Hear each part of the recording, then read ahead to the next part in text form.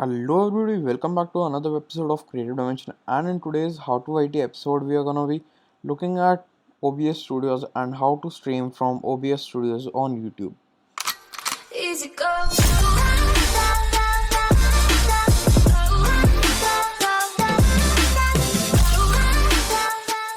So first of all you're gonna go to obsproject.com and download OBS for your operating system. So it's Windows, Mac or Linux, so you can download it for any of those. And then after you click that you will be greeted with this page, and you can just get a quick start guide if you want, and then there are some tips over here. Then after you have set up your OBS, it will be blank over here. I'm recording right now, that's why it's showing this, otherwise this screen would be black. And after you have set it up you can go to settings, and then you can leave the general as it is. You can go to stream, and you will set your service to YouTube, and then your servers to primary YouTube servers. Then this area is gonna be blank, so you'll just go to your YouTube. Then you're gonna go to this icon over here, you're gonna click it, and then you're gonna click go live. So then after a bit of loading it will bring this page up, and then you will click on stream setup help. Then this is your streaming key. If you want to see it you can click on this icon to unhide it, otherwise you can just click copy and then go to OBS and paste that key over here. So this is your streaming setup, and now you can go to your output if you are recording, and that I'm doing right now. So for recording you will set it to from 2000 to 4000 bitrate. If your machine can handle more you can set it to maximum. 4000 should be great, otherwise you can set it a bit lower. So and you can leave the encoder as it is. Audio bitrate you will put it from 150 to 200. That's the best, and I mean that's enough. So this was streaming and now recording. So you can set recording path over here. You can click browse and then select the folder you want to keep it in. I'm currently recording, so it's not letting me do that. And then recording quality you can set it to same as stream if you want to stream and record at the same time.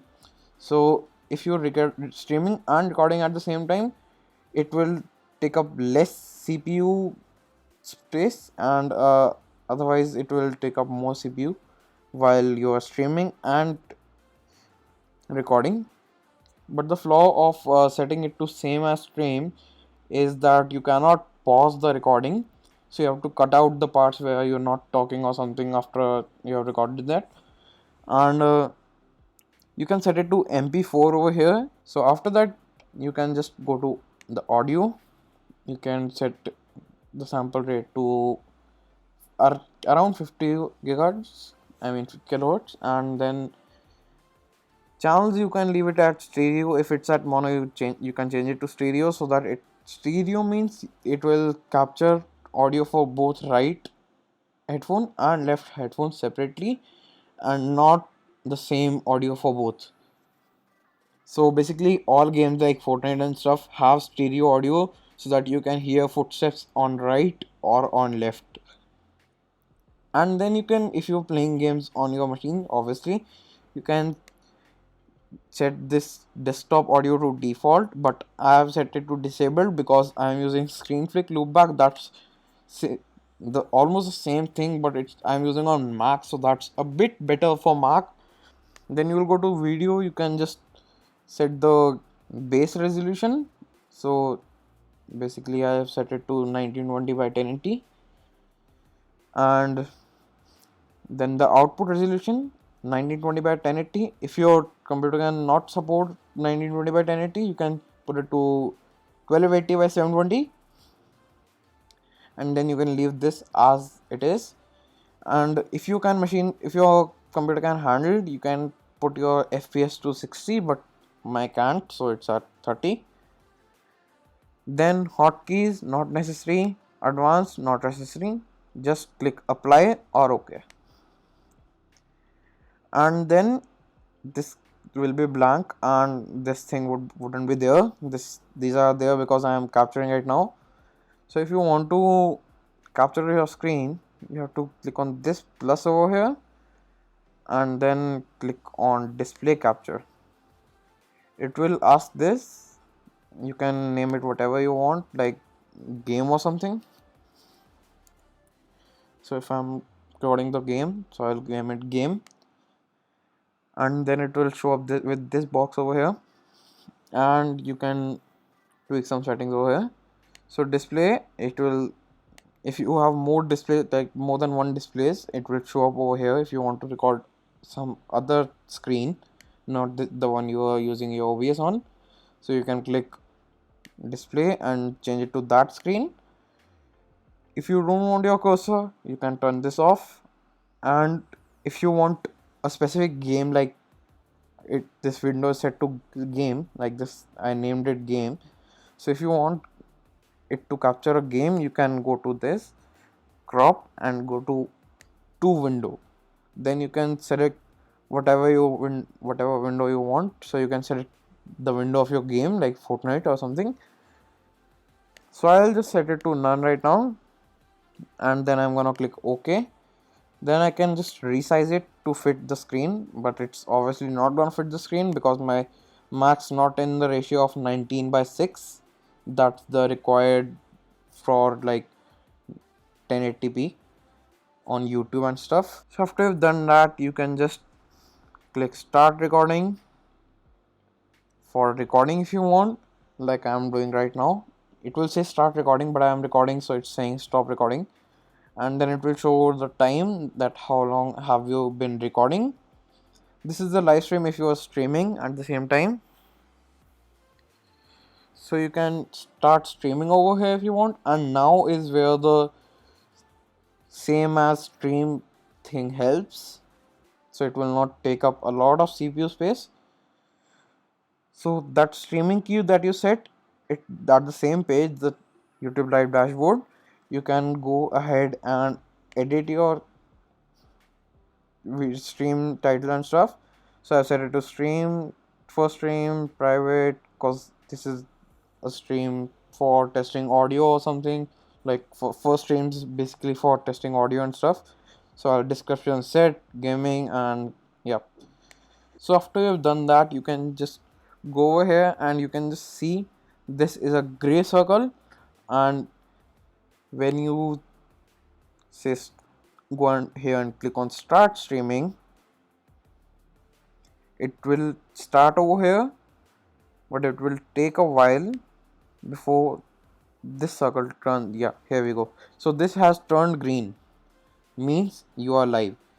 It says excellent connection, that means really good video quality when you're streaming. That's the best. So you can watch your stream over here. It's showing what I am doing on the stream, and then you can also see your chat over here, and you can also talk with your chat if you want. And this is a bit delayed, so, and this is not live right now, I mean I'm not watching it live. So here you can also watch what's going on. You can test your audio by unmuting this, and you can listen to your audio to test it if it's fine. And then you can just also look at this concurrent viewers. This will take a bit of time before it updates. So concurrent viewers is basically how many viewers are watching you right now. Chat rates basically how many messages have been sent in the past minute. And then playbacks is like if people are going over here and clicking, like that's playback, so they are playing it back. And here you can see the average watch time right now, and you can also go over here and this bar you can check the stream quality.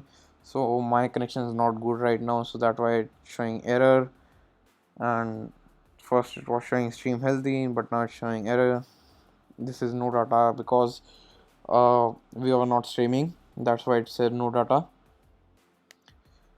So that's all for the streaming over here, the live dashboard. And then you can just go to your OBS and click stop stream. It will say stopping stream.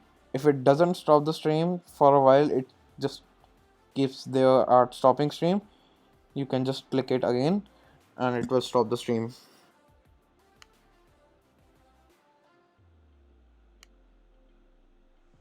So after a bit of time, it will pop up with this page and you can see the title over here, and then it will show playbacks, concurrent viewers, new subscribers, basically how many people were watching the stream and then click subscribe. So that's new subscribers. And then it will show you the duration, how long did you stream for, total watch time, how much did the people watch, everyone combined. And then there's average watch time.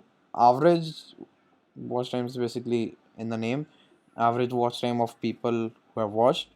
So it's total watch time divided by total viewers. And then you can click on edit in studio if you want to edit in YouTube studio the stream, and if you don't, you can just click dismiss. It will just load and bring up the same page again that you were on right now.